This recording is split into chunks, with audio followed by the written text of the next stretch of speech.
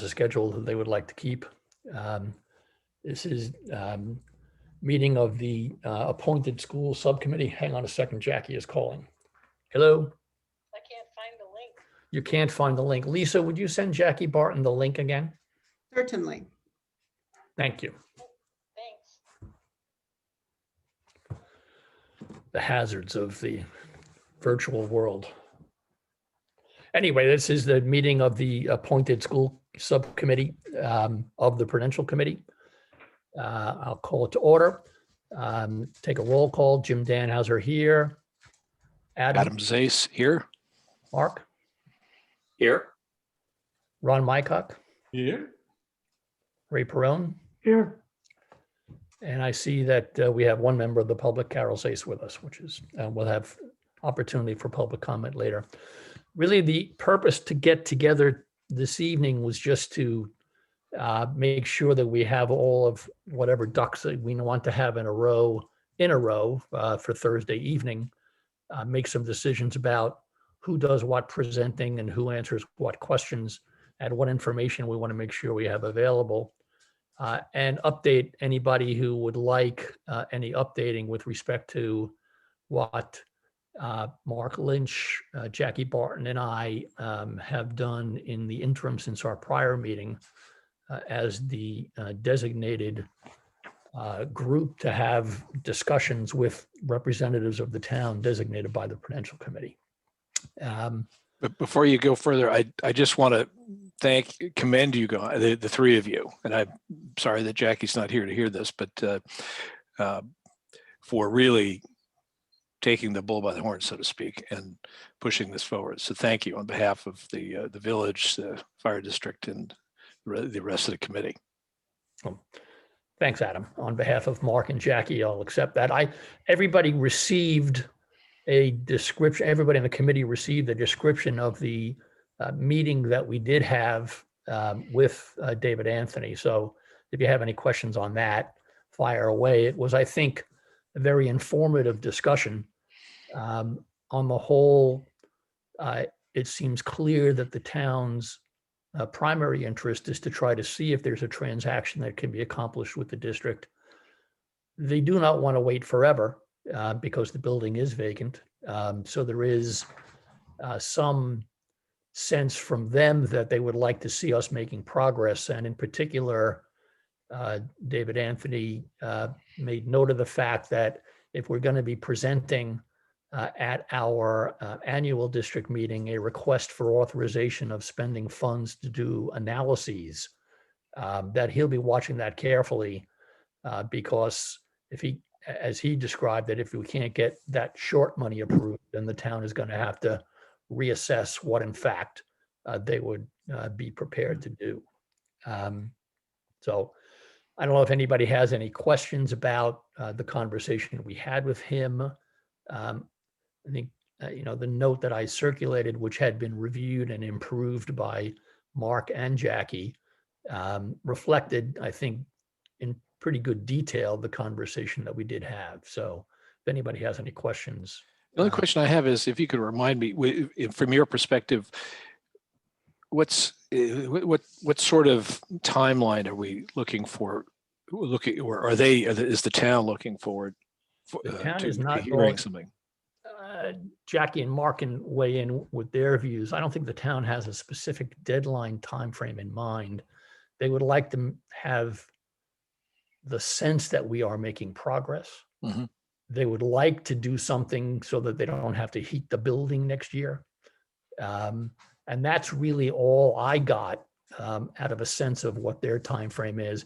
If they get a feeling that, we're just sort of pushing paper and not really making any progress, they'll take a different course of action. But so long as they have a realistic sense that we are making progress, and hopefully that we are moving toward a transaction which can be accomplished before the next season for heating the building comes around, I think Okay. they'll be happy. And that's not by any way or meant to imply a firm deadline. For example, if we have some kind of system by which, even if we haven't taken control of the property, we can provide for heating the building, at the district's expense while we continue to pursue it, or make other arrangements for temporary occupancy, I think they'd be prepared to continue to work with us. Recognize as well, Adam, that they did initially submit the proposed demolition of both the Marston's Middle School and the Katuitt School in the CIP for fiscal year 22. The Marston's Middle School was in fact part of the approved CIP. The Katuitt School demolition was not. Mhm. So, the earliest that they could move to demolition would be fiscal year 23, presumably. But that doesn't mean they can't start down an alternative path, which might get them, further along in the decision to pursue that path and make it harder for us to come back at it. So again, not a hard deadline, but I think we ought to be anticipating that we need to do what we can to get approval of expenditure of funds to do a realistic assessment of alternatives, and then be proceeding with a transaction, hopefully that gets done sometime before they have to turn the heat back on. Mark and Jackie, is that a fair assessment of what you felt? That is dead on. No specific deadline. They'd like to get it kind of off their books as soon as possible. The heating was an issue, but yeah, I think they want to see action. Yeah, and I just want to say that the point about the CIP is important, which basically means that nothing is going to happen in terms of demo for probably 18 months from now, because the CIP would have to be approved next spring. Then they can't spend the money till August, but in the meantime, they've got to do an RFP. So, but if we don't show progress, as Jim said, they'll start looking at other alternatives. And to be clear, what Jackie's saying in terms of demo on that time frame is if the town is doing the demo. Right. Is there anything we could read into their decision to do to approve CIP for the Marston's Mills versus this as well, let's wait to see what. I think that's what you can read into it. Yeah. Okay. Exactly right. Yeah. Yep. Ron, did you have something? I did on a slightly different note. What was the town's temperature on retaining the athletic fields? They were fine with that. Yeah. They were fine with it. David Anthony mentioned that getting rid of the entire 13 acres was kind of his idea. But I think what was presented to the town manager was correct me if I'm wrong here, just the school building and property. But he seems amenable to the transfer of what we've been referring to as the forest property.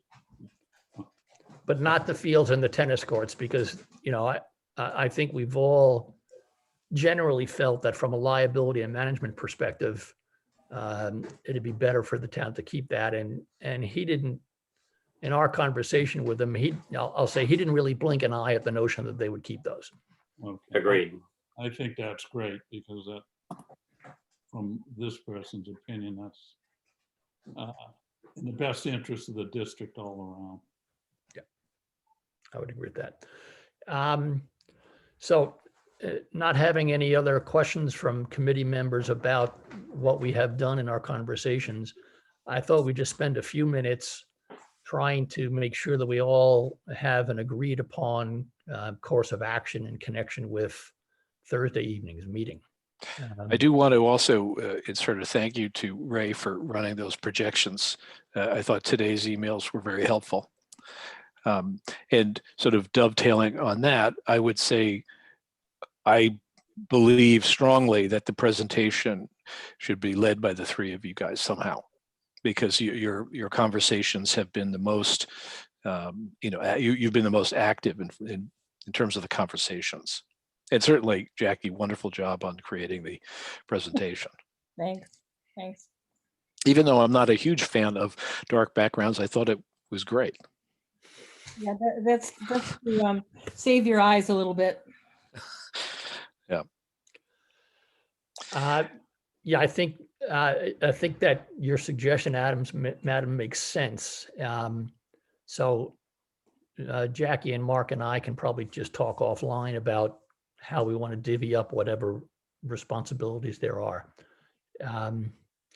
I do think, what I envisioned at the meeting, and I'd love to get everybody's input, and I agree, Adam, that Jackie did a great job with the presentation and that raised numbers are very helpful. I think it's important to underscore for all of us when we talk about those numbers that they are real estimates. Yep. Number one, they're estimates as to cost, because if we think about demolition, the $940,000 is what the town had initially in its CIP. We haven't done any analysis. We haven't yet seen what the town did to support that. It was mostly an internal number, is my suspicion, with a healthy contingency. But Jackie had a conversation with the folks at Bartolotti, and they confirmed for us what David Anthony also said, which is that demo costs are going up by 8 to 10% a year. Mhm. So it's, that's a number for today. You've got the whole question of how solid that number is, which we'll have to do some analysis of.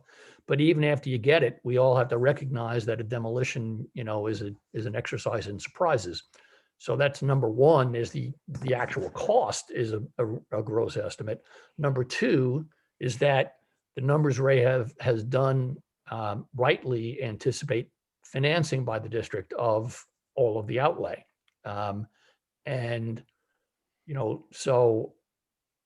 it all depends what the interest rates are when the district goes out to market, if it's in fact going to pursue that financing. These are estimates that are done on the best available sort of sense right now, anticipating that interest rates are going to rise. So there's some cushion in it. But my only point is, it's very important when we talk to people, especially on Thursday night, that we not be in a position where we are effectively promising that these will be the numbers. These are really just to give people a gross ballpark estimate, and the real numbers, or the realer numbers, will come out of the studies that we're going to do, and they'll still have estimates associated with them. Well, and can I add too that especially with the community center idea, there may be options for private funding, which could significantly reduce that. I doubt that there would be significant private funding for a fire station. So I think that point needs to be made, because I think that the conversation that we've had about the idea of a community center raises the question of who's going to manage it. And that partly what we've talked about is the idea of a nonprofit being created and the district simply leasing it out to the nonprofit.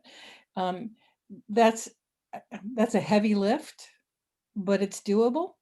And I think that certainly from my perspective, that $4 million number seems like it's awfully high, but it certainly depends on what we plan to do with the building. Yeah, you call it a community center, and I think we'll, if we have 100 people submit expectations of what that will be, we'll have 106 different ideas of what it should be, all of which will have to be worked through. 138. Perhaps. Roses are red, files are blue. I'm schizophrenic, and so am I. Yeah. But that is the whole purpose of getting community input, is to try to start to put some definition around what it is. And I think while Paul can't be with us, he underscored again to me today that, we do still need to keep in mind the fact that the fire station, and Adam, this as well as anyone, in its current configuration is not a long-term solution for the fire department needs. And so that needs to be borne in mind as well. Sure. Yep. So, And I'm mindful of, sorry, Jackie, I'm mindful of the fact that whatever, if the building is going to have a sort of a multifarious use scenario. Faceted, I hope not. Yeah. It can be, it doesn't necessarily mitigate in the direction of, the entire fire station has to be there. That said, I think as we move forward, you'll see this from the fire commission, the changing nature of the fire, public safety as it relates to the fire is more ambulance work than pumper work, engine work. So we may not need the same amount of space. Oh, a lot can change as to what potential needs might be met by this building or part of the building. I just wanted to say in the conversations that I've had with people, what keeps coming back to me is, so why did we buy that land next to the fire station and what's going to happen to that? And so I think that, Well, let's sell the damn stuff. well, no, but I think it's really more explain to us why the previous plan to buy that land and commission some architectural drawings, why it never went forward. Then I think that question is out there, and it feels like it just had been dropped. Well, if we Adam, have that come up, maybe we should, maybe as chair, you're going to say, be prepared, for me to address that. I would think that's the right place for it to be addressed. And in fact, it's not correct to say it just got dropped. There was an extensive study done, and there was an awful lot of community pushback about it. Yeah. So but indeed, if somebody poses that question, Adam, I think it's important for you to be prepared to answer that as the Okay. representative of the fire commissioners. Okay. It was really just prudential offices that were in that expansion. There was very little fire department per se.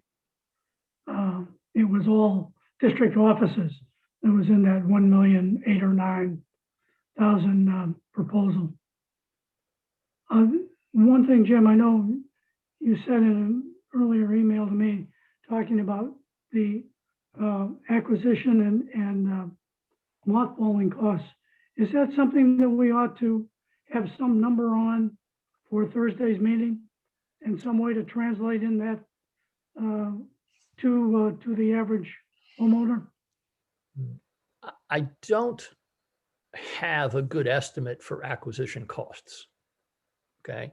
Acquisition costs are going to include an environmental assessment, some legal expenses, title.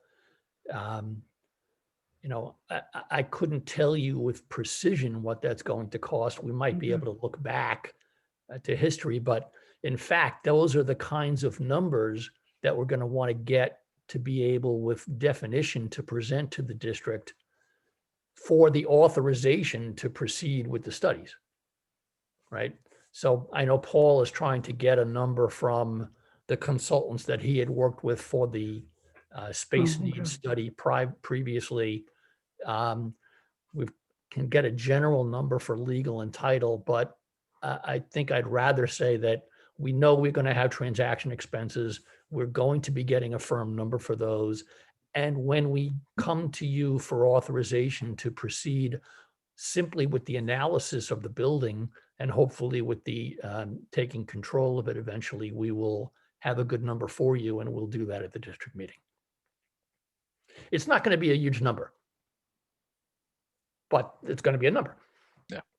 Would you envision that being included in the coming annual district meeting? Yes. So we'll have to have some approximation about in the next 30 days. Yeah, I understand that. Okay. Yeah. And Ron, did you want to say something about the acquisition of the High Street property? Well, no, actually, I didn't. But I did want to say something about the meeting, and as people approach this, I feel that within the district, when push comes to shove, if we start talking about a fire station and the numbers associated with it, we could have the potential of losing what we're trying to achieve. These other uses are potential uses, and I totally agree with the aspect of it, of knowing these things and having the best information available that we can achieve in a short period of time. But I also think there'll be, you know how people are, they hear certain things and that's what sticks. It's going to be a fire station. It's going to be $7 million. And so for those of you that will lead the discussion, and I agree, it should be a narrow group to answer these questions. I think it's important to focus more on, we're just trying to secure this property.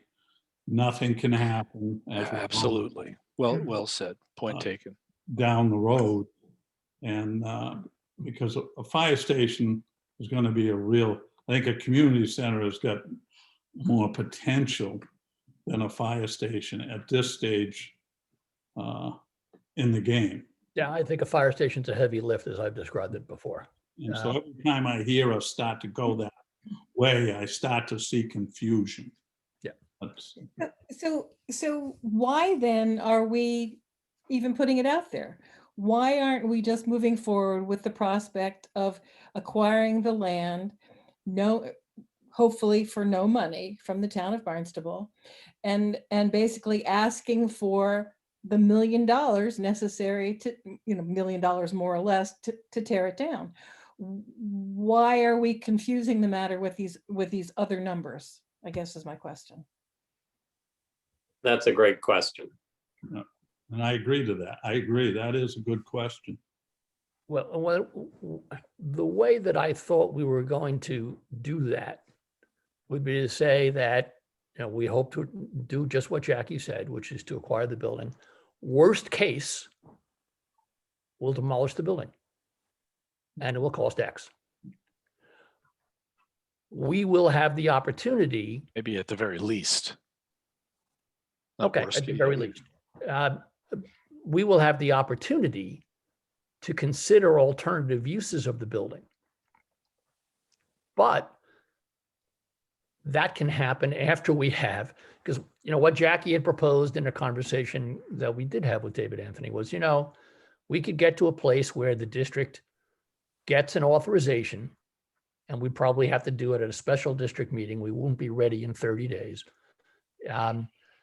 To get district approval to take the property, what we're calling the 8.5 acres, and get approval to spend X dollars to demolish the building.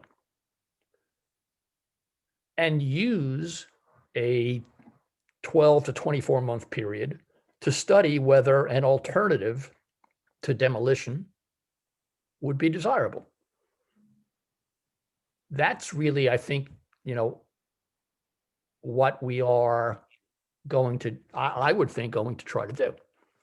And I think it has the best chance of success, because we all do want to figure out a way to be successful with this, because it would be awful if by positioning it as, the opportunity to spend $7 million, the community threw up its hands and the town came in and, demolished the building and sold off 3 buildable lots, and we got nothing out of it.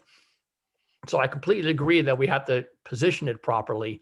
I'm hopeful that if we position it the manner in which we've described, that we'll be able to communicate it effectively to say, we're confident that we can get this property we hope that we can get this property from the town for no further investment. And that we will have the authorization to demolish the building. And we may have an opportunity to study whether there's an alternative use of the building in the meanwhile. But if we can't come to something that is acceptable from a conceptual and financial point of view to the district voters, then we'll just demolish the building. That's why I agree with Jackie, and my personal opinion is the approach, as soon as we start bringing in those other numbers of things and we're really making things up, it starts to muddy the waters as opposed to exactly what you just said, Jim. We get the property and then we'll figure it out. Our worst case scenario is this. And for me, I like simple. Yeah. It's easy to put out there. There's no misleading. Oh, it's 7 million, it's 5 million, it's 4, whatever that number is. Which we know isn't even a number that we can count on. Yeah, which we're just talking. And one thing we can talk about, say, is we can get this for nothing. We can get almost 9 acres of land. There's a building on it. They tell us it's going to be 940 to tear it down. That's what we think is in the best interest of the district. That's how I think it would be a good approach to nailing it first and getting it. Then the structures there will have to deal with it. And they need to know that we're possibly on the hook for $1 million. But we then could have all the time we want to have to plan, do some proper planning to whatever is the ultimate outcome of the building. Yeah, I time find won't, that very persuasive. I do too. But time won't be unlimited because we'll get an approval to spend whatever the demo cost is going to be, and we'll have to spend it before the authorization for that runs out. But that's just a fine tuning, and it doesn't need to be communicated that forcefully to the district as a whole. I agree with you, but you actually don't have to spend it either. You know, Well, then you have the building. to go back, you'd have to go back, absolutely.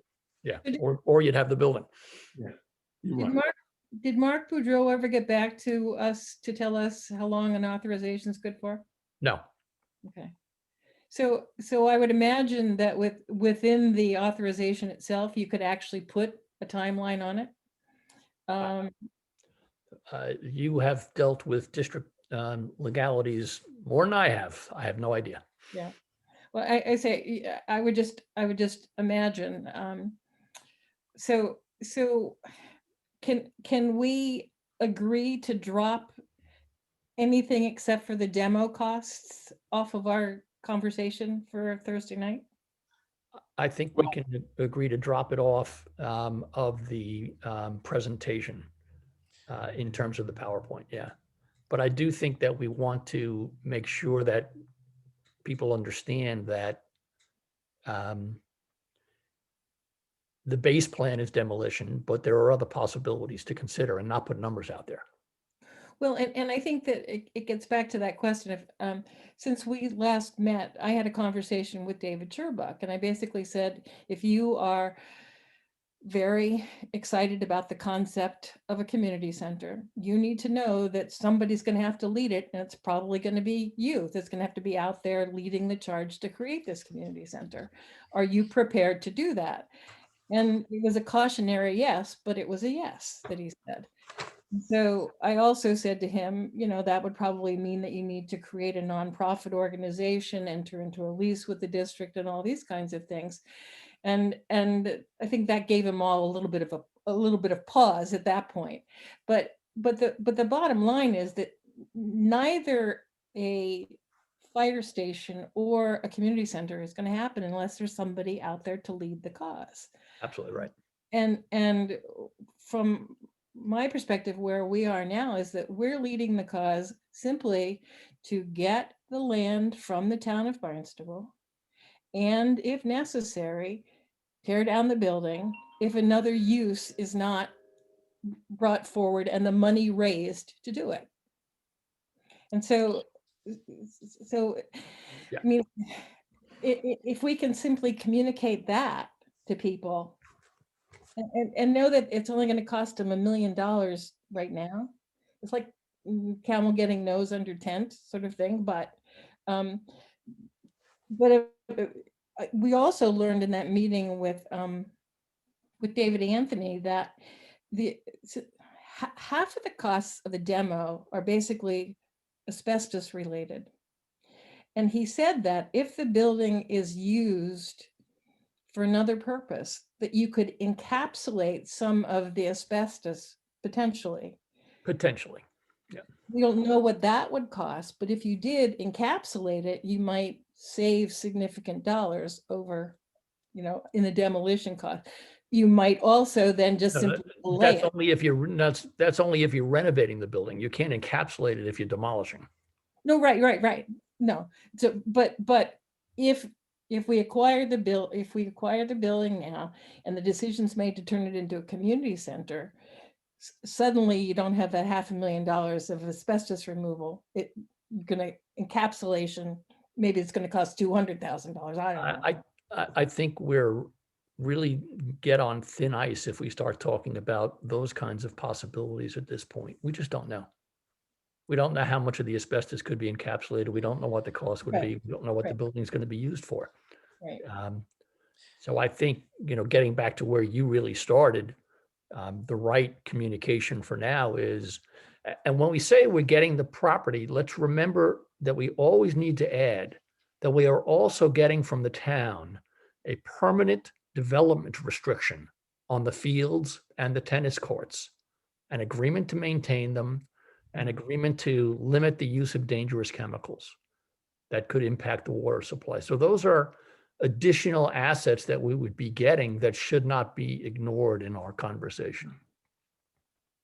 Well, and I think that ultimately what we're asking for is $1 million to protect the water supply, period.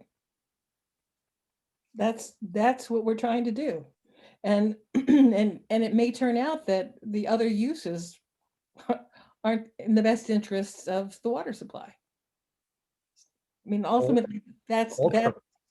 All Right. true. But, and I agree that that was the mission of this committee, and the messaging should focus mostly on that. I think as not just committee members, but as villagers and district members, citizens, we would be remiss to not at least think through those things, because it is not going to go away that we have potential issues around where might we put a water treatment place, the facility, what might we have to do with the fire station. So those realities are still there. It was never my view that this committee was formed to create a new fire station in this building. It's just a possibility, and a remote one at that. Well, maybe, but I think it's all a matter of how the topic gets communicated.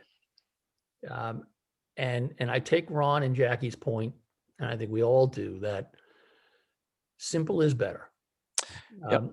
And communicating to the village the fact that we have a real opportunity here to get control of 8.5 acres, to get permanent development restrictions on the balance of the property, to do a significant level of protection of risk that might otherwise apply to a significant well field, and the the expectation, subject to further study, is that the building would be demolished at the cost of current estimates of $1 million. And that while that is being considered, there may be alternative uses for the property, the building, that may want to be looked at. But all we're doing now is getting you ready to hear that we are going to want to get authorization to take control of the property, and to get those protections in place. And the ultimate appropriate use is going to have to be something that's going to have to continue to be studied. There are all of these options on the table. And the first thing we're going to want to do is get community input, right? To me, that's really the purpose of Thursday night, is to, number one, make sure that we are providing appropriate level of information in advance of any decision to people who in the village, and then to get input as to what people may want. So I think, Jackie, we can maybe modify the PowerPoint based upon this discussion. And I get a sense that the committee members here are in accord as to, how we ought to be approaching this. And then I guess the question is, just in terms of mechanics for the Thursday night meeting, we'll want to share the PowerPoint. So somebody's going to have to share the screen and control the slides. Then how do we want to go about public comment at that meeting? I would make a couple of recommendations, and then I'd like to hear what everybody else thinks. The first recommendation is it's going to be set up as a Zoom meeting. I think we should ask that all participants keep themselves muted, because I've been on Zoom meetings where we've had 75 people and the feedback loop it can be really bad, and the background noise can be incredibly disturbing. So we'll ask people to do that in a nice way. And I think it's an appropriate thing to do to maintain some sense of order. And then the question is, how do we take questions? Do we want to ask people to just enter their name? Because, depending on how many people are on, just trying to catch up to raised virtual hands can be a royal pain in the neck.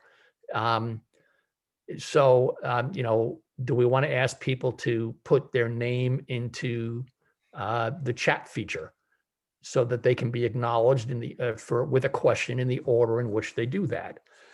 I don't know who's hosting the meeting. I know it's on the fire district Zoom account. So we could also do what the town does sometimes at their meetings, which is actually you can call upon everybody who has signed into the meeting and ask them in order if they have any comment that they'd like to make.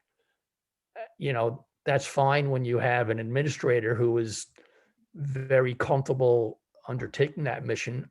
I don't know, Lisa, if you're very anxious to take that mission on, we could. So that I guess I'm just throwing it out to ask people what they think is the best way for us to do this.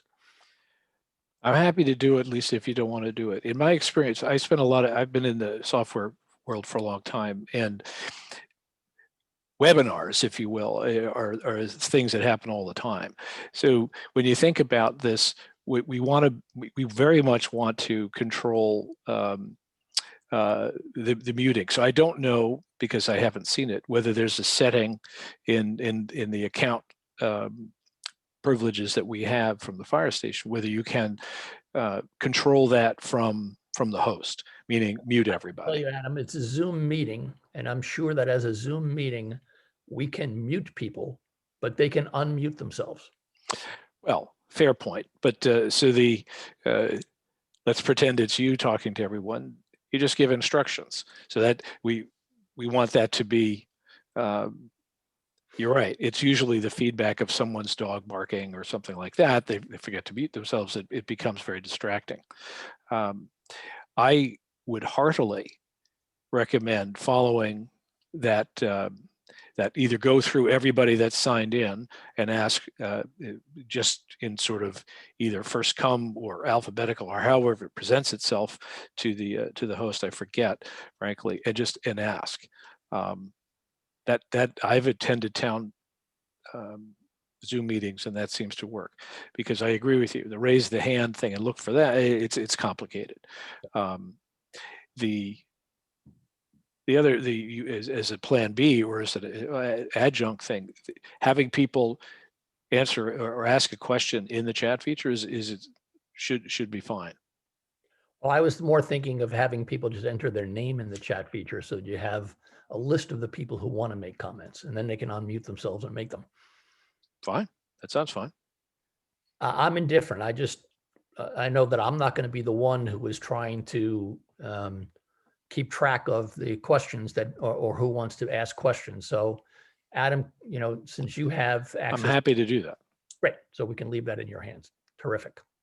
And I can share the screen and do the slides for you if you wish as well.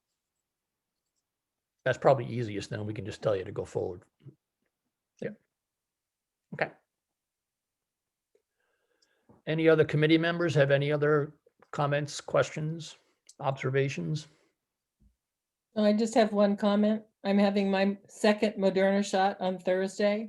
So round So about this You time, might not be feeling very well. yeah, I'm just putting it out there. I don't want to announce it publicly, but except for to you guys, but just, I'm here on Yes. Thursday for as long as I'm here. How's that? Okay, Got it. Not to trump Jackie, but I'm doing mine Wednesday. I'm doing mine Friday.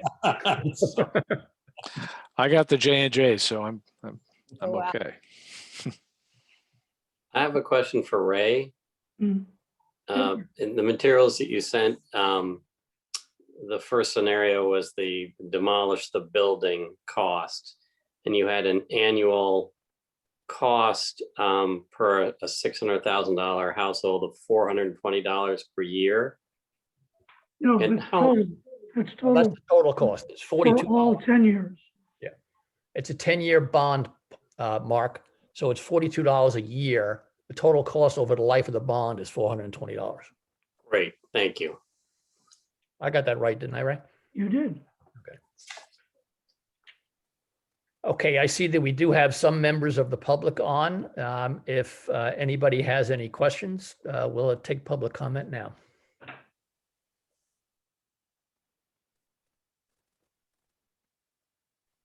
Any public comment should be, you unmute yourself before you make it.